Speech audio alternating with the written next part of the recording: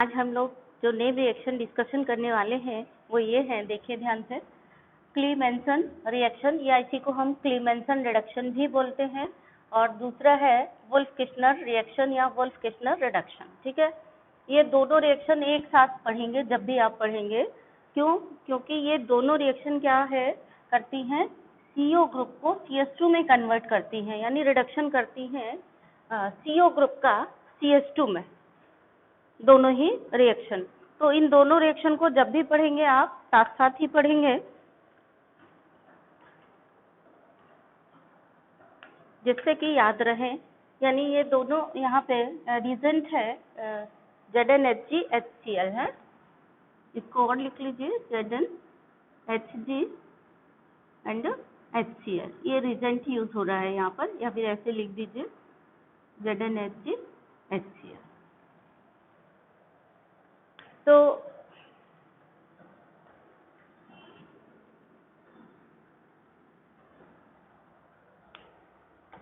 इसको याद करने के लिए मेमोरी एड ये है कि भेड़िया, किश्नर एंड क्लीमेंसन दोनों भाई भाई हैं। वुल्फ किश्नर को हिंदी में याद कर लो आप, वुल्फ मतलब होता है भेड़िया, तो हो गया भेड़िया किश्नर एंड क्लीमेंसन दोनों भाई हैं, और दोनों का काम क्या है, ये दोनों CO ग्रुप को CS2 में कन्वर्ट करते हैं। ये चीज आपको याद रखना है, तो कन्वर्जन में भी आपको आसानी रहेगी कि ये वाले रिएक्शन में ये रिजेंट इस ग्रुप को इसमें कन्वर्ट करता है। इस तरह से आप याद करेंगे तो जल्दी याद होगा आपको और भूलेंगे नहीं आप। ठीक है, तो हो गया ना, भेड़िया किश्नर एंड क्लीमेंसन दोनों भाई भाई हैं, इन दोनों का काम क्या है, CO ग्रुप को CS2 में कन्वर्ट करते हैं। देखिए ध्यान से, हमने यहाँ जनरल रिएक्शन लिख रखी है, CO ZnHg एंड HCl के साथ जब रिएक्शन करेगा तो ये CO CS2 में कन्वर्ट कर देगा। और ये याद रखो, हमेशा ही ZnHg and HCl reducing agent होते हैं, किसी के भी साथ रिएक्शन करेंगे उसको रिड्यूस कर देंगे। तो ये CO को CS2 में रिड्यूस कर देते हैं एंड H2O बनता है। ठीक है, यहाँ पे ये O निकला, ये H2O में कन्वर्ट हो गया, और ये C CS2 में कन्वर्ट हो गया। यहाँ देखिए वुल्फ किश्नर यानी कि भेड़िया किश्नर में क्या हो रहा है, CO NH2 ये हाइड्रोजन है, इसको हाइड्रोजन बोलते हैं। यानी इसको याद कैसे रखोगे, फार्मूला जो अमोनिया होती है NH3, उसका एक H हटा करके NH2 लगा दिया, तो एक H हटाया अमोनिया से तो NH2 बचा, एक और NH2 लगा दिया तो फार्मूला हो गया NH2, इसका नाम हुआ हाइड्रोजन। हाइड्रोजन से जब रिएक्शन होगी तो ये H2O गया, देखिए ध्यान से, ये H2O गया। जब ये H2O जाएगा, बाकी बचेगा वो यहीं जुड़ जाएगा, ये देखो ध्यान, ये H2O जाएगा, तो यहाँ पे हो गया माइनस H2O। ठीक है, ये H2O चला गया, और CO चला गया, डबल बॉन्ड NH2 सीधा यहाँ जुड़ गया। अब इसकी KOH और इथाइलिन ग्लाइकोल से जब रिएक्शन करेंगे तो ये CS2 में प्लस N2 में कन्वर्ट हो जाएगा। ये स्केलेटन रिएक्शन बोली जाती है, मतलब जनरली स्केलेटल रिएक्शन ही लिखी जाती है। अगर स्केलेटन रिएक्शन आपको पता है तो कैसा भी रिएक्टेंट हो आप इजीली प्रोडक्ट में कन्वर्ट कर लेंगे, बट बच्चों को यही कठिन लगती है, मतलब स्केलेटन रिएक्शन ही याद नहीं करते हैं, यही उनको कठिन लगती है, पर्टिकुलर रिएक्शन रखने की कोशिश करते हैं। तो आपको कैसे करना है, देखिए जरा ध्यान से। सपोज हमने आपको दे दिया एक क्वेश्चन की CH3 CO CH3, ठीक है, और यहाँ पे लिख दिया ZnHg HCl। अब आपको करना है रिएक्शन को कंप्लीट, तो ध्यान से देख लो कि ये CO ग्रुप है। CO ग्रुप मतलब चाहे वो कीटोन भी हो सकता है, एल्डिहाइड भी हो सकता है, दोनों ही हो सकते हैं। तो भेड़िया किश्नर क्लीमेंसन दोनों भाई क्या करते हैं, CO ग्रुप को CS2 में कन्वर्ट करते हैं। यानी ये CO और CS2 ग्रुप कहाँ से आते हैं, एल्डिहाइड एंड कीटोन के CO को CS2 में कन्वर्ट करते हैं। ठीक है, किसको, क्लीमेंसन दोनों भाई क्या करते हैं, एल्डिहाइड एंड कीटोन्स के CO को CS2 में कन्वर्ट करते हैं। ठीक है, चाहे वो HCO हो मतलब एल्डिहाइड हो, CHO हो, चाहे वो double bond C double bond O हो यानी कीटोन हो, दोनों, चाहे वो एल्डिहाइड का CO हो चाहे वो कीटोन का हो, CS2 में कन्वर्ट करेंगे। ठीक है, तो ये रिएक्शन आपको कंप्लीट करना है। अगर आपको स्केलेटल रिएक्शन याद है, स्केलेटल में क्या देखना है आपको, यहाँ कुछ भी हो सकता है, ये खुला हुआ है, इसका मतलब ये किसी भी कार्बन से जुड़ा होगा। तो मेन रिएक्शन कहाँ हो रही है, यही चीज़ तो आपको ऑर्गेनिक में देखनी होती है, इसी से आपको कंसेप्ट क्लियर होता है। और अगर आप ऐसे एक एक रिएक्शन रटोगे तो ऐसे इसी एक स्केलेटन रिएक्शन के बेस पे 20-50 रिएक्शन बना लो, या फिर एक स्केलेटन रिएक्शन पर ध्यान दे दो। तो स्केलेटन रिएक्शन ही एक्चुअल में ध्यान देनी चाहिए। स्केलेटन रिएक्शन से पर्टिकुलर रिएक्शन तो हम कितनी भी बना सकते हैं, ठीक है ना। तो ये इसका रिएक्शन हुआ तो यहाँ क्या होगा, बस आपको क्या चेंज करना है कि यहाँ पे CH3 CO ग्रुप काय में बदलेगा, CH2 में बाकी जो था वैसे ही रहेगा जैसा है, CH3 ये बनेगा। यहाँ पे मान लो हमने दे दिया आपको ऐसा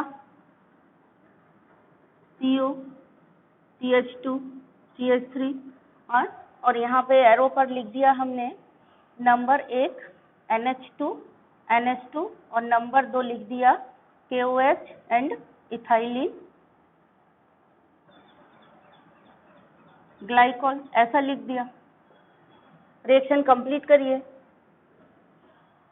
तो आपको कुछ ध्यान नहीं देना, यहाँ पे बॉन्ड है, इस बॉन्ड पे कुछ भी जुड़ सकता है, यहाँ बॉन्ड है, यहाँ कुछ भी जुड़ सकता है, ठीक है।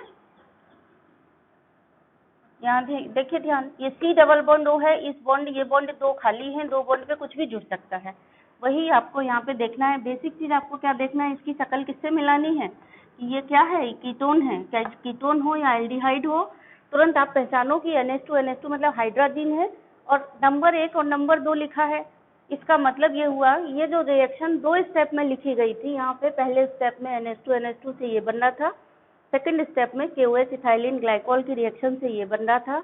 अभी हमने क्या किया, दोनों रिएक्शन एक साथ लिख दी, मतलब फर्स्ट स्टेप सेकंड स्टेप। तो आप क्या करेंगे, अब ये बीच का इंटरमीडिएट ये ना लिख करके सीधे फाइनल जो ये प्रोडक्ट बना है इस टाइप से प्रोडक्ट बना देंगे। यानी यहाँ इस रिएक्शन में प्रोडक्ट क्या बनेंगे, अगर आप बनाएंगे तो CO सिर्फ CH2 में कन्वर्ट हो जाएगा और तो कोई चेंज होगा नहीं, जो जहाँ है वो वैसा ही रहेगा। बस इतना ही आपको ध्यान देना है। तो हमेशा जर्नल रिएक्शन याद करनी है, ठीक है। और ये रिएक्शन कभी भी 2 लाइन में नहीं लिखनी है, मेरे पास इधर जगह कम है तो मैंने आपको समझाने के लिए लिख दी। लेकिन हमेशा ध्यान रखिए, रिएक्शन जब भी लिखते हैं 1 लाइन में आनी चाहिए आपकी, यानी कि अगर आप कॉपी में लिख रहे होंगे तो इस कॉर्नर से लिखेंगे जो आपके उस कोने तक जाते जाते खत्म हो जाए। तो ये बात आपको समझ में आ गई होगी। इस फॉर्म में यानी ढांचे के फॉर्म में या स्केलेटल फॉर्म में रिएक्शन लिखी होना और उसको पर्टिकुलर, यहाँ कुछ भी हो सकता है, C6H5 हो सकता है, CH3 हो सकता है, C2H5 हो सकता है, कुछ भी हो सकता है। आपको बेसिकली कहाँ ध्यान देना है कि CO ग्रुप में क्या चेंज हो रहा है, बस आपको यही ध्यान देना है। यहाँ पे ऑर्गेनिक में यही ध्यान दिया जाता है, कौन सा रीजेंट है और ये कहाँ अटैक करके, मतलब किस फंक्शनल ग्रुप पे अटैक करके किस में कन्वर्ट कर देगा, यही आपको देखना है, ठीक है ना। तो ये दोनों रिएक्शन काई के लिए है, एल्डिहाइड और कीटोन के CO को CH2 में कन्वर्ट कर देती है।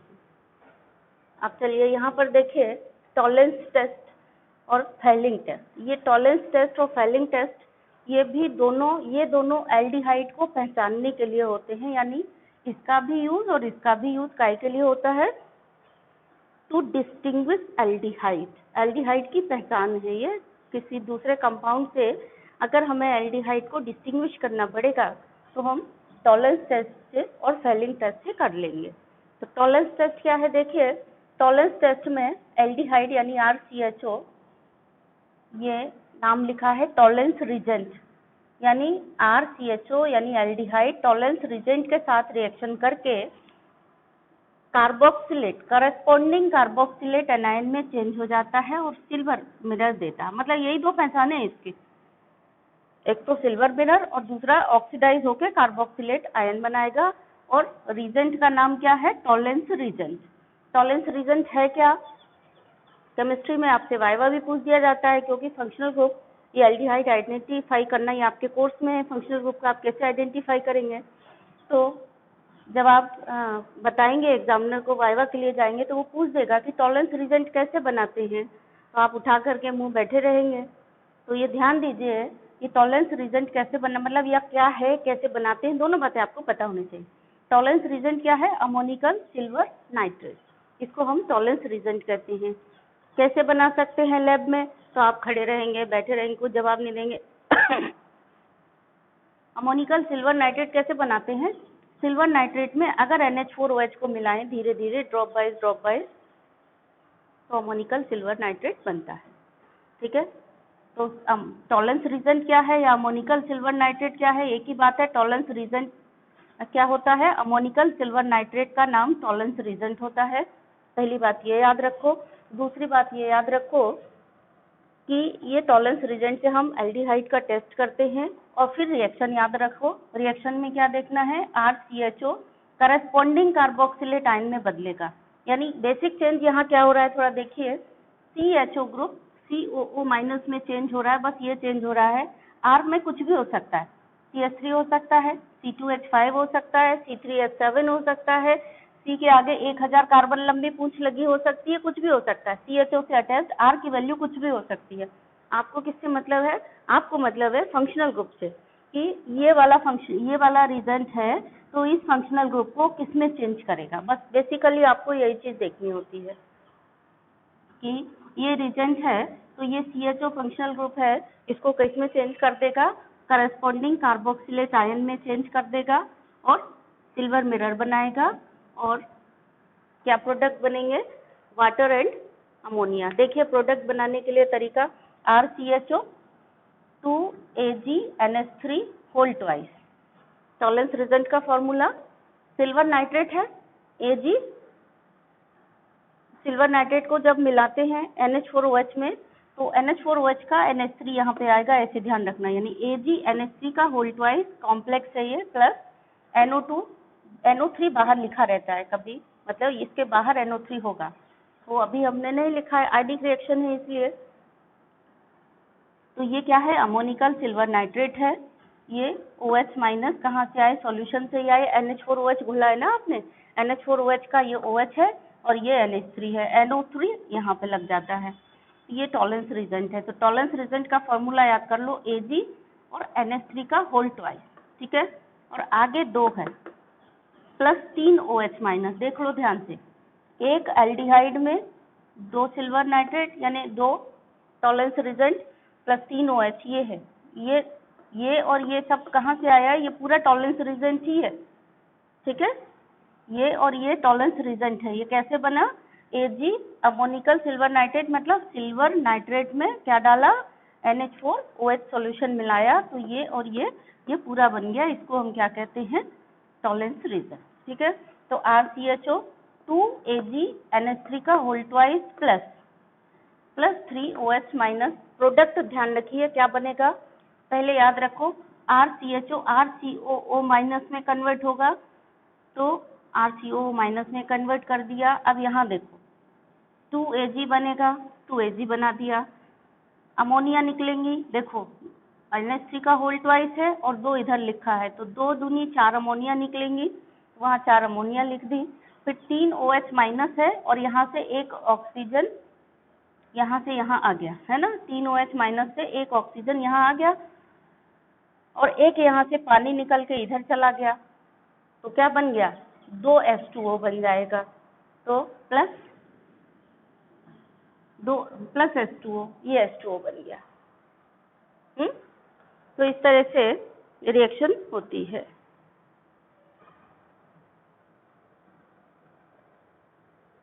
ठीक है बच्चों, याद आ गया आपको? 3 H है यहाँ पे, 2 H2O बनेगा। ठीक, बैलेंस करके प्रोडक्ट इससे कोरिलेट करके बनाना मुझे भी याद नहीं रहता है बिल्कुल, मुझसे आप पूछेंगे डायरेक्ट रिएक्शन नहीं बता पाऊंगी, लेकिन हाँ कैसे बताऊंगी, अमोनिकल सिल्वर नाइट्रेट का फॉर्मूला है, इसको देख देख करके प्रोडक्ट बनाएंगे। क्या ध्यान रखना है? टॉलरेंस टेस्ट है, ये RCHO काहे में बदलेगा? RCOO माइनस में बदल जाएगा। फिर टॉलरेंस रीजेंट का फॉर्मूला क्या होता है? 2NH3 2 मतलब 2 मत लगाओ, AgNH3 का होल ट्वाइस और प्लस 3OH। तो यहाँ पे क्या करेंगे? 2 Ag यानी ये सिल्वर मिरर बनेगा, प्लस 2 दूनी 4 अमोनिया, प्लस यहाँ पे एक ऑक्सीजन कहाँ से आया? यहाँ से निकल के आ गया यहाँ पे, तो यहाँ पे बचे 2 ऑक्सीजन, और 3 H है यहाँ पे, एक हाइड्रोजन ये निकल के आया तो 4 H और 2 ऑक्सीजन मिलकर के क्या बन गए, 2 H2O बन गए। और 2 चीजें यहाँ पे जरूर लिखने की जरूरत है, कार्बोक्सिलेट एनायन और सिल्वर मिरर। ये जो Ag आया सॉलिड, ये सिल्वर मिरर कहलाता है, सिल्वर की तरह चमकता है, शीशे की तरह चमकता है। जैसे हमारा ये टेस्ट ट्यूब है, इस पे अगर Ag का डिपोजिशन हो जाएगा तो ये टेस्ट ट्यूब का इतना हिस्सा जहाँ जितने में सॉल्यूशन रखा रहा होगा वो सिल्वर की तरह चमकने लगता है, तो मिरर की तरह चमकता है, इसीलिए हम इसको सिल्वर मिरर टेस्ट भी बोलते हैं। इसका एक और नाम है टॉलरेंस टेस्ट का, टॉलरेंस टेस्ट का एक और क्या नाम है, silver mirror test, silver mirror test. और नोट कर लो इसको काहे के लिए यूज करते हैं, used to identify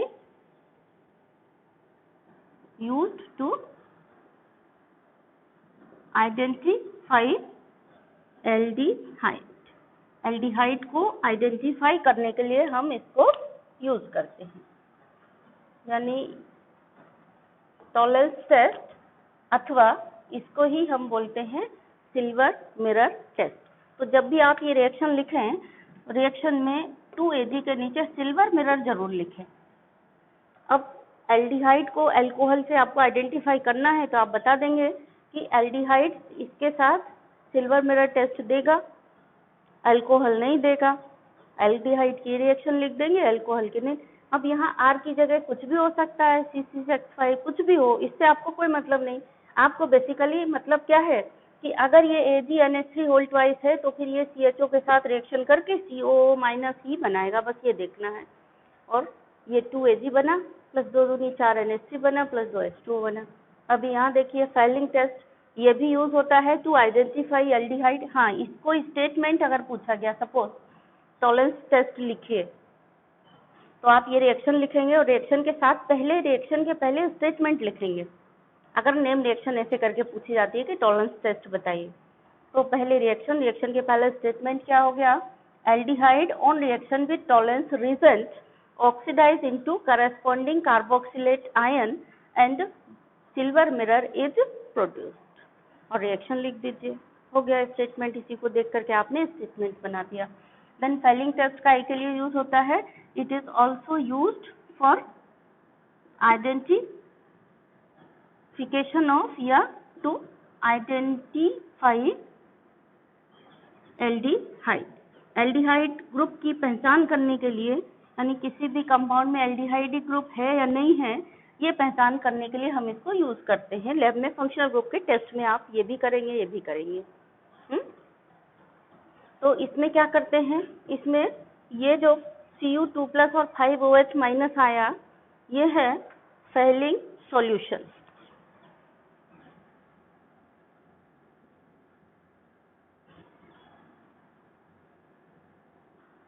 SOLN short में लिख दिया, फैलिंग सॉल्यूशन।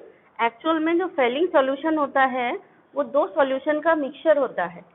एक होता है फैलिंग A और दूसरा होता है फैलिंग B। चलिए मैं कहाँ लिखूं इसको, falling A falling B,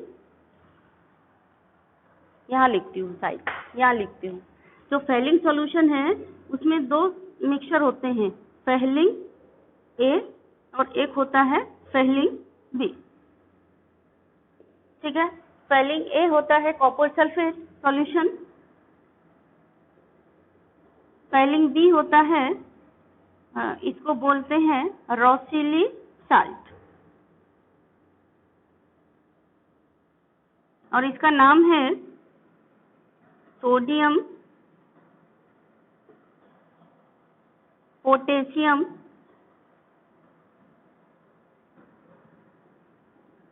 tartrate. ठीक है,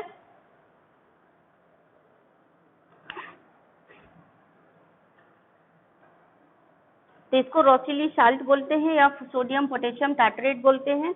जिस समय हम प्रैक्टिकल करने के लिए चलते हैं, फंक्शनल ग्रुप आइडेंटिफाई करने चलते हैं, मतलब at the time of practical ही हम A को और B को मिलाते हैं इक्वल अमाउंट में, पहले से मिला के नहीं रखते हैं। कॉपर सल्फेट का सॉल्यूशन यानी फैलिंग A अलग रहेगा, फैलिंग B अलग रहेगा।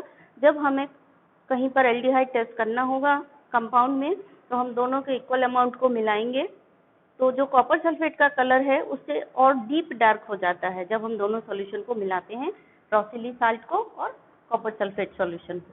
रोसिली साल्ट का केमिकल नाम है सोडियम पोटेशियम टार्ट्रेट। तो ये फैलिंग सॉल्यूशन, ये भी आपसे वाइवा में पूछा जा सकता है कि फैलिंग सॉल्यूशन कैसे बनता है, या फैलिंग ए बताओ, फैलिंग बी क्या है, ऐसा करके पूछा जा सकता है। ठीक है, तो ये फैलिंग सॉल्यूशन में से आया Cu2+ एंड 5OH माइनस। यहाँ पे वही है, RCHO किस में कन्वर्ट हो जाएगा, कार्बोक्सिलेट आयन करस्पॉन्डिंग, यानी जो भी है R की जगह यहाँ जो कुछ भी है, आपको सिर्फ क्या चेंज करना है, CHO को COO माइनस में चेंज करना है, बस इतना सा काम करना है। और फिर ये क्या हुआ, Cu जो है ये Cu2O में कन्वर्ट हो जाएगा, ये तो आपको याद ही रहेगा क्योंकि इसी के पीछे तो सारी रिएक्शन हो रही है। Cu2O के नीचे रेड प्रेसिपिटेट जरूर लिखेंगे, यही पहचान है इसकी। ठीक है, और जो OH है ये कन्वर्ट हो गया काय में, यहाँ से एक H निकला, 5 OH यहाँ पे है, एक H और निकला तो 3 H2O बन गए। देखो प्रोडक्ट याद करना भी यहाँ पे कितना आसान है। तो यहाँ पे थोड़ा वार्म करते हैं इसको, वाटर बाथ पर इसको वार्म करते हैं, ठीक, एल्डिहाइड को, तब ये बनता है। वार्म वाला काम हम इससे लिख देते हैं।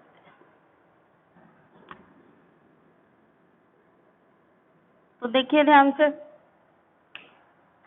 Aldehyde plus falling solution, aldehyde किस में कन्वर्ट हो जाएगा, एल्डिहाइड यानी CHO ग्रुप COO माइनस में कन्वर्ट हो जाएगा, प्लस कॉपर, ये जो फैलिंग सॉल्यूशन से क्या बन जाएगा, Cu2O बन जाएगा, और रेड प्रेसिपिटेट, इसके नीचे red precipitate corresponding carboxylate anion, ये जरूर लिखना है, प्लस साथ में क्या बना, 3 H2O बनी। ठीक, ये हो गई आपकी फैलिंग रिएक्शन, फैलिंग टेस्ट। तो फैलिंग टेस्ट और टॉलरेंस टेस्ट दोनों ही यूज होते हैं टू आइडेंटिफाई या to distinguish aldehyde from other compound. Suppose आपसे कहा फिनॉल और एल्डिहाइड में कैसे अंतर बताओगे, तो एल्डिहाइड है अगर किसी भी कंपाउंड में CHO ग्रुप है तो आप उसके लिए ये दे देंगे, बट यहाँ पे नोट लगा लीजिए मोटा मोटा, यहीं पर लगा लीजिए, लाल पेन से अलग से नोट लगाइए कि ये वाला जो टेस्ट है, aromatic aldehyde do not respond for this test, यानी एरोमेटिक एल्डिहाइड ये टेस्ट नहीं देंगे। एरोमेटिक एल्डिहाइड जैसे आपसे कहा गया बेंजल्डिहाइड और एनिलीन में अंतर, मतलब डिस्टिंग्विश बताइए, और आप बेंजल्डिहाइड के लिए ये टेस्ट लिखाएंगे तो गलत हो जाएगा। अगर बेंजल्डिहाइड को किसी और से आइडेंटिफाई करना है तो फिर उसके लिए आप ये वाला टेस्ट लिखिए, टॉलरेंस टेस्ट लिखिए, फैलिंग टेस्ट नहीं लिखना है। तो ये याद रख लो कि एरोमेटिक एल्डिहाइड के डिस्टिंग्विश में हम एल्डिहाइड के लिए फैलिंग टेस्ट नहीं दे सकते, क्योंकि एरोमेटिक एल्डिहाइड फैलिंग टेस्ट नहीं देते हैं, do not respond to the Fehling test. तो यहाँ मोटा मोटा स्टार मार्क लगा करके A+ ग्रेड डाल करके लिख लीजिए कि aromatic aldehyde do not respond towards Fehling test. ठीक है, तो ये हो गया आपका पूरा नेम रिएक्शन, और इसको आप कैसे यूज करेंगे वो भी हो गया। चलिए, अगर आपने ये 4 रिएक्शन पढ़ ली हैं तो आप 2 डिस्टिंग्विश इन रिएक्शन पर बेस्ड तो कर ही सकते हैं। तो आपको 2 क्वेश्चन दे रहे हैं, वो डिस्टिंग्विश आप करके मुझे भेजेंगे, है।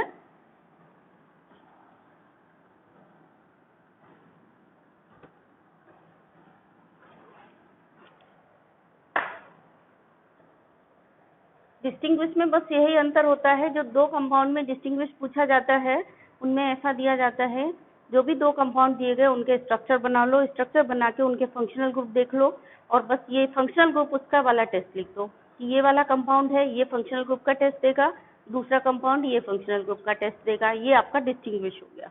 ठीक है, तो क्वेश्चन है आपके लिए, how will you distinguish between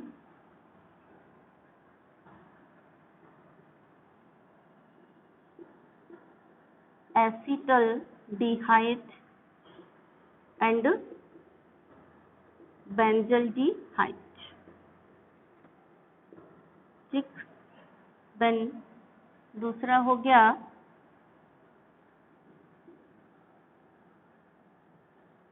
CH3CHO and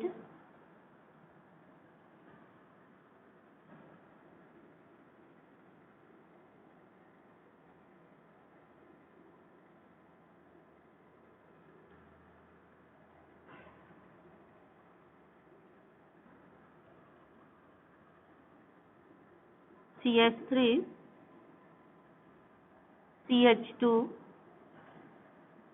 CHOH CH3, ठीक है।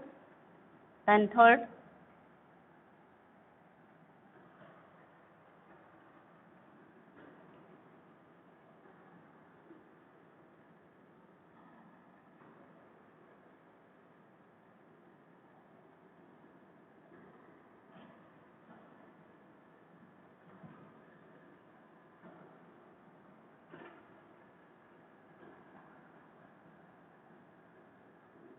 अब आपने जो भी सोच रखा हो इसके लिए आंसर कुछ सोचा होगा, आपने क्या सही सोचा गलत सोचा, थोड़ा मैं एक बार आपको प्रेडिक्ट कर देती हूँ, देख लेना जिससे आपको कंफ्यूजन ना रहे। जैसे एसिटल्डिहाइड है CH3 CHO, इसके लिए आप कोई सा भी टेस्ट दे सकते हो, ठीक है। एल्डिहाइड ग्रुप के 2 टेस्ट आपने पढ़े, कौन सा पढ़ा, फेलिंग और टॉलरेंस। लेकिन अभी जब आप इसका स्ट्रक्चर बनाओगे बेंजल्डिहाइड का मतलब हुआ क्या, बेंजल्डिहाइड का स्ट्रक्चर जब बनाकर देखोगे तो ये हुआ, ये कैसा है, एरोमेटिक एल्डिहाइड है, ठीक है। तो वैसे तो ये भी एल्डिहाइड था, ये भी एल्डिहाइड था, सेम फंक्शनल ग्रुप का आप कैसे डिस्टिंग्विश करोगे, बट ये एरोमेटिक एल्डिहाइड है, ये एलिफेटिक एल्डिहाइड है। और ये एरोमेटिक एल्डिहाइड जो आपने पढ़ा था अभी, कौन सा टेस्ट, स्पेलिंग टेस्ट, ये नहीं देगा, ये देगा, यानी ये भी एल्डिहाइड है, ये भी एल्डिहाइड है। तो आपको याद रखना चाहिए कि अगर ये बेंजीन या इसके भाई बंधु से CHO अटैच्ड है तो वो स्पेलिंग टेस्ट नहीं देगा, ये वाला दे देगा। CH3 CHO and CH3 CH2 CHOH, इसमें ज्यादातर बच्चों ने सोच लिया होगा या तो फिर लिख ही दिया होगा आइडोफॉर्म टेस्ट, ठीक है ना। लेकिन आइडोफॉर्म टेस्ट ये भी दे देगा, ये भी दे देगा, आप एकदम आइडोफॉर्म टेस्ट से इसको नहीं पहचान सकते क्योंकि ये CH3 CHO है और ये CH3 CO बन जाएगा आफ्टर ऑक्सीडेशन, क्योंकि सेकंड पोजीशन पे OH है। तो आइडोफॉर्म टेस्ट ये भी देगा, ये भी देगा, इसको हम आइडोफॉर्म टेस्ट से डिस्टिंग्विश नहीं कर सकते। हाँ, इसको हम टेस्ट फेलिंग टेस्ट या टॉलरेंस टेस्ट से डिस्टिंग्विश कर लेंगे और इसके लिए फंक्शनल ग्रुप अल्कोहल वाला जो भी टेस्ट होगा उससे डिस्टिंग्विश कर लेंगे, ठीक है। जैसे सोडियम पीस के साथ हाइड्रोजन गैस लिबरेट करेगा, pitch burn with pop sound, या फिर ये सारे अमोनियम नाइट्रेट के साथ रेड कलर देगा, ये ऐसा कुछ भी इसके लिए। तो एक रिएक्शन आप लिख दीजिए एक डिस्टिंग्विश में, चाहे इसकी लिखिए चाहे इसकी लिखिए, तो आपको नंबर मिल जाता है, ठीक है। देन यहाँ पर COOH ये बेंजोइक एसिड है और यहाँ पे CHO, तो यहाँ पे ये दोनों शक्लें तो एक सी हैं लेकिन फंक्शनल ग्रुप अलग अलग हैं। फंक्शनल ग्रुप अलग है तो CHO कौन सा टेस्ट दे देगा, टॉलरेंस ऑफ फेलिंग में कौन सा देगा, फेलिंग तो देगा नहीं है, ये टॉलरेंस टेस्ट देगा। हमेशा ध्यान रखना जब भी बेंजीन वाले एल्डिहाइड को तुम डिस्टिंग्विश में लिखोगे तो इसके लिए केवल टॉलरेंस टेस्ट ही लिखना, फेलिंग टेस्ट मत लिखना, नहीं तो गलत हो जाएगा। और ये बेंजोइक एसिड है, ये COOH ग्रुप का टेस्ट देगा। COOH ग्रुप का टेस्ट आपने 10th में पढ़ रखा है, क्या पढ़ा था, NaHCO3 के साथ CO2 गैस लिबरेट करता है, ठीक है। तो